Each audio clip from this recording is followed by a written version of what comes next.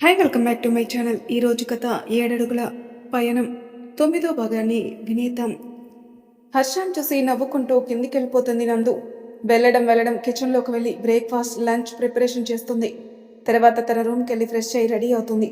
హర్ష ఇంకా అక్కడే కూర్చొని వర్క్ చేసుకుంటూ ఉంటాడు. ఈ మనిషి మారడు అనుకుని కిందికి వెళ్ళిపోతుంది. అప్పటికే సుహాసిని గారు అరవింద్ గారు రెడీ అయి బయటకు వచ్చి కూర్చుని ఉంటారు.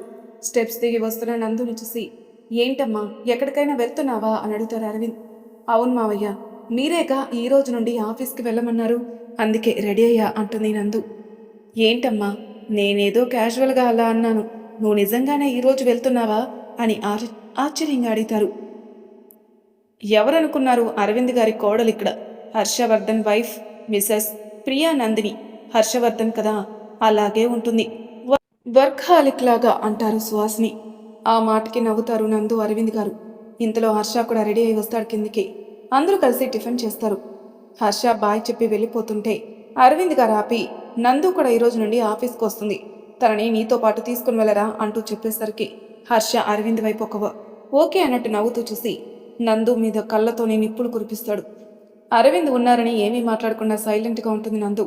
తర్వాత అరవింద్ సుహాసిని గారి దగ్గర బ్లెస్సింగ్స్ తీసుకుని బయటికెళ్ళి కారు ఎక్కుతుంది నందు. హర్ష ఫేస్లో ఏదో ఇబ్బంది గమనించిన నందు, సార్ నన్ను బస్ స్టాప్ దగ్గర డ్రాప్ చేయండి, నేను బస్సులో వచ్చేస్తా అంటుంది.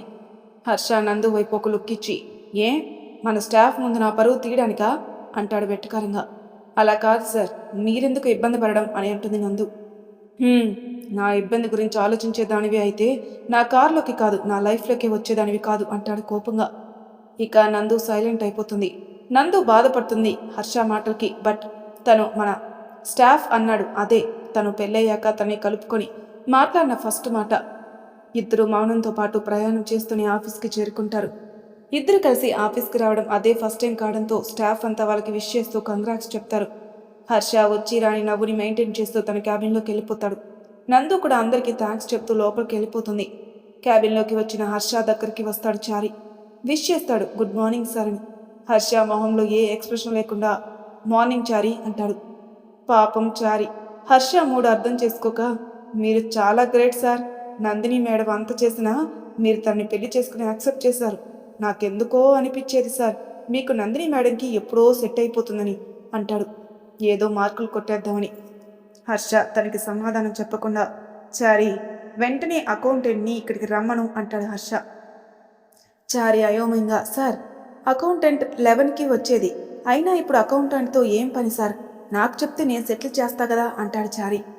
నీ శాలరీ నువ్వు సెటిల్ చేసుకోవడం ఏంటి చారి, అకౌంటెంట్ చేస్తాడు, నువ్వంతా కష్టపడకు అంటాడు హర్ష ఫైల్లో నుండి తల పక్కకు పెట్టకుండా.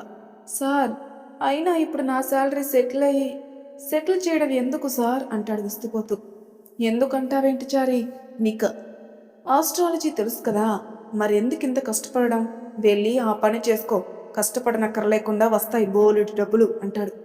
చారికి హర్ష కౌంటర్ అర్థమై, సారీ సార్, ఇంకెప్పుడు ఇలా మాట్లాడను, ఈసారికి వదిలేండి సార్, నేను కావాలని అనలేదు అని ఇంకా ఏదో అనేంతలో, నాకు తెలుసు చారి, నీకంత బ్రెయిన్ లేదని, వెళ్ళి నిన్ను ఇలా మాట్లాడిన వాడిని రమ్మను అని చెప్తాడు హర్ష.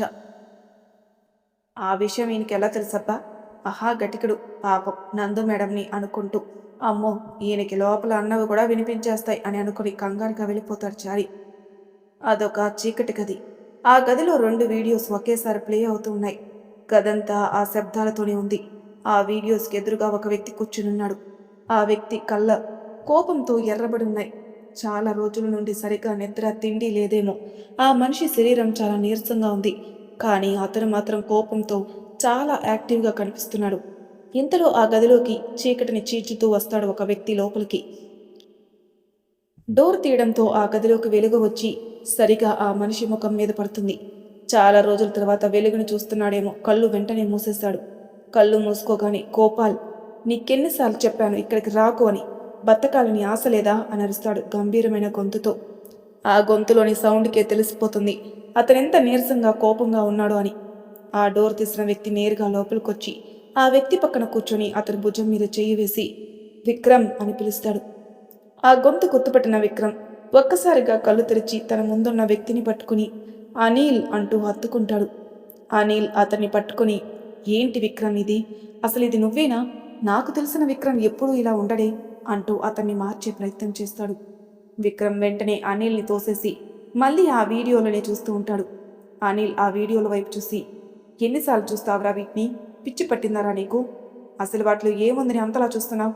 వాటిని మర్చిపోయి మళ్ళీ నీ ఓల్డ్ విక్రమ్ని బయటికి తీ అంటూ అరుస్తుంటాడు అనిల్. వెంటనే విక్రమ్ ఒక్క ఉదిటిన లేచి పక్కనే ఉన్న టీపాయ్ చేత్తో గుద్ది పగలకొట్టి ఆ పగిలిన గాజు ముక్కని పట్టుకుని చేతికి కారుతున్న రక్తాన్ని కూడా లెక్క చేయకుండా అనిల్ని గొంతు పట్టుకుని లాక్కెళ్ళి ఆ వీడియోల ముందు తన తలని పెట్టి తన చేతిలో ఉన్న గాజు ముక్కల్ని అతని గొంతుపై పెట్టి మాట్లాడుతుంటాడు ఇలా. ఏంట్రా, ఏముందా? అదే కదా అన్నావు. చూడు ఇప్పుడు ఏమైనా కనపడుతుందా? చూడు అంటూ అతని మీద అరుస్తాడు విక్రమ్. అనిల్ చావు భయంతో నోటి నుండి మాట పెగలక విక్రమ్ వదిలే ప్లీజ్ అంటూ అడుగుతాడు. విక్రమ్ అతని ఎదురుగా ఉన్న సోఫాలో పడేస్తాడు. అతను ఆయాసపడుతూ ఊపిరి తీసుకుంటూ ఉంటాడు. ఏంట్రా, ఊపిరి ఆడట్లేదు కదా? నాకు అలానే ఉంది. చావు అంచెల దాకా వెళ్ళినట్టుంది కదా? అది ఆ నందిని ఆ రోజు నన్ను అందరి ముందు చెప్పుతో కొట్టింది చూడు, అంతా ఎలా చూస్తున్నారో అంటూ రన్ అవుతున్న ఒక వీడియో వైపు చూపిస్తాడు. దాన్ని ఎలాగైనా చంపేద్దాం అనుకున్నాను, కానీ అది అంత తేలిగ్గా చేస్తే నా బాధ తీరదు.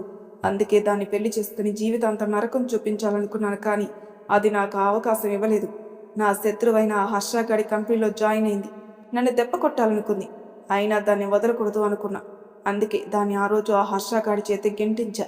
దాని చేతే ఆ హర్షగాడి సామ్రాజ్యాన్ని కూల్చాలనుకున్నా. కానీ అసలేం జరిగిందో ఎలా జరిగిందో కూడా అర్థం కావట్లేదు.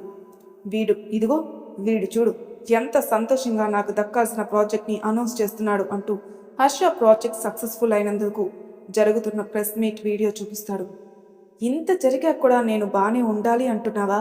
బ్రతికే ఉన్నాను అంటున్నావా అని అనిల్పై గద్దిస్తాడు విక్రమ్. ఆ అరుపులకి బయట నించున్న గోపాల్, ఎదురుగా ఉన్న అనిల్ హడలిపోతారు. ఇద్దరు చెమటలతో తడిసిపోతారు. అలా అరిచి అరిచి ఉన్న విక్రమ్ ఒక్కసారిగా సోఫాలో కూలపోతాడు.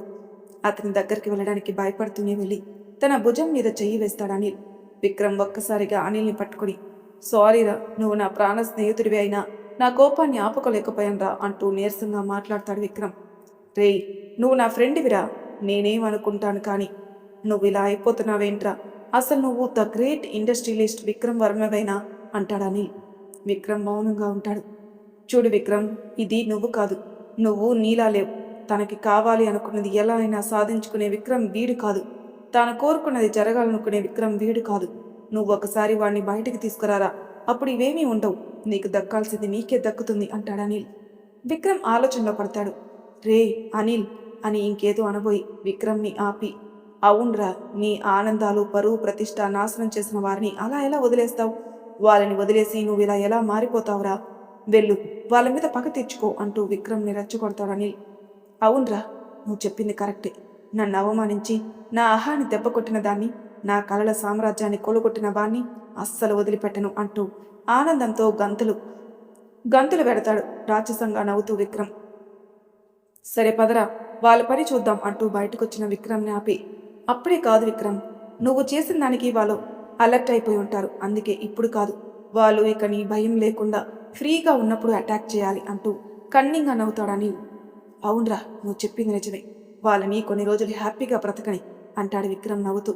ఇద్దరు బయటకెళ్తారు. చాలా రోజుల తర్వాత బయటకొచ్చిన విక్రమ్ని చూసి ఆనందంగా ఎదురెళ్లాడు గోపాల్ విష్ చేస్తూ. గోపాల్ని కూడా విష్ చేసి బయట ఉన్న సోఫాలో కూర్చుంటారు ఇద్దరు. అవునరా, నువ్వెలా వచ్చావు ఇక్కడికి అంటాడు విక్రమ్. తమరు ఆ గదిలోకి వెళ్ళి 1 మంత్ అయినా బయటకి రాకపోయేసరికి నాకు గోపాల్ కాల్ చేశాడు.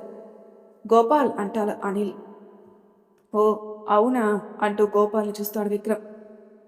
రేయ్, నువ్వు ఏం ప్లాన్ చేసినా జాగ్రత్తగా ప్లాన్ చేయి. అసలే ఆ హర్షగాడు మామూలుడు కాదు అంటాడని. అలాగేరా, నేను కొట్టే దెబ్బకి విలవెల్లాడిపోవాలి ఆ మొగుడు పిల్లలు అంటాడు Vikram. Harsha group of industries Chari వెళ్ళి రవిని హర్ష క్యాబిన్కి పంపిస్తాడు. రవి వెళ్ళేసరికి హర్ష ఏదో ప్రాజెక్ట్ ఫైల్ చూసుకుంటూ డోర్ సౌండ్ రావడంతో తలెత్తి చూసి, కమాన్ బర్త్డే బాయ్ అంటూ పిలుస్తాడు. అబ్బో, తమరికి మా బర్త్డే కూడా గుర్తుందా అంటూ హర్ష ముందున్న చైర్లో కూర్చుంటాడు. అదేంట్రా అలా అంటున్నావు? నీ బర్త్డే ఎందుకు మర్చిపోతాన్రా అంటాడు హర్ష. తమరెప్పుడు గుర్తుపెట్టుకున్నారని మర్చిపోవడానికి? చిన్నప్పటి నుండి చూస్తున్నాను. నేను చెప్తే తప్ప నీకు నా బర్త్డే గుర్తుండదే కాదు. మరి ఈ రోజు ఎలా గుర్తుంది? నిజం చెప్పరా, నీకెలా తెలుసు అంటాడు రవి. అమ్మో, వీడికి బ్రెయిన్ ఉంది అనుకుంటూ ఆ రోజు ఉదయం జరిగింది గుర్తు తెచ్చుకుంటూ ఉంటాడు. అత్తయ్య, అత్తయ్య అంటూ సుహాసిని గారిని పిలుస్తుంది నందు. ఏంటమ్మా, ఏమైంది అంటూ వస్తారు సుహాసిని. అత్తయ్య, ఈ వాచ్ ఎలా ఉంది అంటుంది నందు. సుహాసిని గారు ఆ వాచ్ చూసి, చాలా బాగుంది నందు, ఇంతకీ ఎవరికి, హర్షాకా అంటూ అడుగుతారు. లేదత్తయ్య, ఈరోజు రవి అన్నయ్య బర్త్డే, ఆన్లైన్లో ఆర్డర్ చేశాను, నిన్న సాయంత్రమే వచ్చింది, ఎలా ఉందో చెప్తారని మిమ్మల్ని అడుగుతున్నాను అంటుంది నందు. అవునా, ఈరోజు రవి బర్త్డేనా? ఇన్ని సంవత్సరాల్లో వాడొచ్చి చెప్పి బ్లెస్సింగ్స్ తీసుకోవడమే తప్ప ఏ రోజు మేము గుర్తుపెట్టుకోవడం కానీ ఇలా గిఫ్ట్ ఇవ్వడం కానీ చేయలేదు. నువ్వే బాగానే గుర్తుపెట్టుకున్నావురా, ఈ వాచ్ కూడా చాలా బాగుంది, నీ సెలక్షన్ కదా అంటూ నవ్వుతారు సుహాసిని గారు. మన వాళ్ళు ఇంపార్టెంట్ డేస్ గుర్తుపెట్టుకోవడంలో ఏముంది అత్తయ్య, రవి అన్నయ్య కూడా నాకు అరుణ్తో సమానమే, నాకు వర్క్లో కానీ లైఫ్లో కానీ చాలా హెల్ప్ చేశాడు. సరే, ఆఫీస్కి టైం అవుతుంది, నేను రెడీ అవుతాను అంటూ వెళ్ళిపోతుంది నందు. ఇదంతా పైనుండి హర్ష చూస్తున్న విషయం కూడా తెలియదు వీళ్ళకి. రవి పిలవడంతో తేరుకొని రవి వైపు చూస్తాడు. ఏంట్రా, ఏం ఆలోచిస్తున్నావు అంటాడు రవి. ఏమీ లేదురా అంటూ ఫైల్స్లో మళ్ళీ తలపెట్టేస్తాడు. మళ్ళీ సడన్గా ఏదో గుర్తొచ్చినట్టు రవి వైపు చూసి, ఏంట్రా, చారీకున్న పనులు సరిపోవని నాకు తెలియకుండా కొత్త పనులు పురమాయిస్తున్నట్టున్నావు అంటాడు హర్ష. ఏం చేస్తాం, చెల్లెలి కాపురం నిలబెడదామని ఏదో వేసా కానీ ఏం లాభం, ఓ కనిపెట్టేశావుగా అంటూ నిట్టూరుస్తాడు రవి. ఆ పనులు మాని ముందు ప్రాజెక్ట్ పని చూడు అంటాడు హర్ష ఫైల్స్ చూస్తూ. అలా ఎలా ఉండగలుగుతున్నావురా, అసలు నువ్వు మా హర్షావేనా? ఎప్పుడు ఎదుటివారి సంతోషం కోసం చూస్తే నువ్వు ఇలా కట్టుకున్న భార్యని బాధ పెట్టడం ఏంట్రా అంటాడు రవి బాధగా.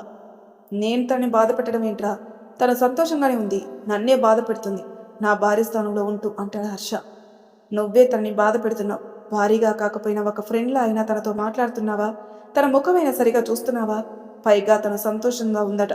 అవును, ఈయన గారి పనులకి సంతోషంతో ఏం చేయాలో తెలియక కన్నీళ్లు పెట్టుకుంటుంది అంటాడు రవి ఆవేశంగా.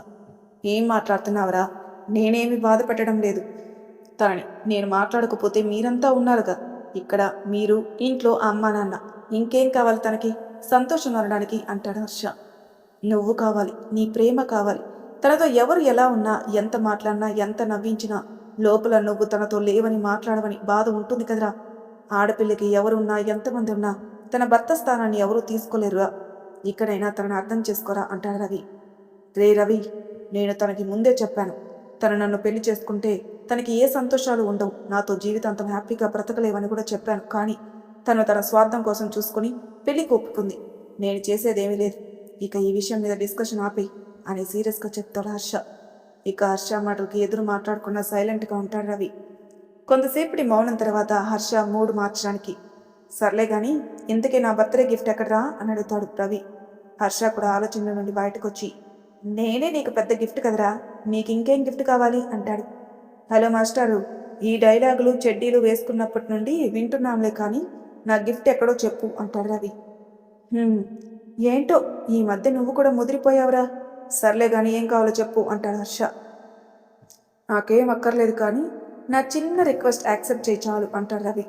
రిక్వెస్టా, ఏంట్రా, నీకేం కావాలో అదే ఆ రిక్వెస్ట్ ఏంటో చెప్పు అంటాడు హర్ష అనుమానంగా. నువ్వు అంతా అనుమానంగా చూడనక్కర్లేదు కానీ ఈరోజు ఈవినింగ్ మనం డిన్నర్కి వెళ్దాంరా చాలు అంటాడు రవి. దీనిలో రిక్వెస్ట్ ఏంట్రా, మనం ప్రతి ఇయర్ వెళ్ళేదే కదా అంటాడు హర్ష అయోమయంగా. అవును, వెళ్ళేదే, కాకపోతే ఈసారి మా చెల్లి బావ వస్తారు, నా ఫ్రెండ్ హర్ష కాకుండా, అందుకే ఇది రిక్వెస్ట్ అంటాడు రవి. హర్ష ఏం చెప్తాడో అని ఆసక్తిగా చూస్తూ, రవి చెప్పింది అర్థం కాని హర్ష, చెల్లి బావా ఏంట్రా అంటూ అర్థమై తనతో, నేను రాన్రా అంటాడు హర్ష. రే ప్లీజ్ రా, రారా, నా బర్త్డే కదరా, పైగా ఇదే నువ్వు నా బర్త్డేకి ఇచ్చే గిఫ్ట్, తర్వాత నీ ఇష్టం అంటూ లేచి వెళ్ళిపోతాడు. సర్లే వస్తానులే, ఏడవకు అంటాడు హర్ష రవిని చూస్తూ. థ్యాంక్స్ బావా అంటూ హర్షాన్ని హక్ చేసుకుని వెళ్ళి ఎవరికో సక్సెస్ అని మెసేజ్ పెడతాడు. అది చూసిన ఆ వ్యక్తి వావ్ గుడ్ అని రిప్లై ఇచ్చి తన పని తను చేసుకుంటూ ఉంటారు. హర్ష మాత్రం రవి చెప్పిన మాటల గురించి ఆలోచిస్తూ ఉంటాడు. మరి తర్వాయి భాగంలో ఏం జరుగుతుందో నెక్స్ట్ ఎపిసోడ్లో తెలుస్తుంది. అంతవరకు నా ఛానల్ సబ్స్క్రైబ్ చేయని వాళ్ళు ప్లీజ్ సబ్స్క్రైబ్ చేసుకోండి, లైక్ చేసి షేర్ చేయండి, మీ అభిప్రాయాలు నాకు కామెంట్ రూపంలో తెలియచేయండి. Thank you for listening.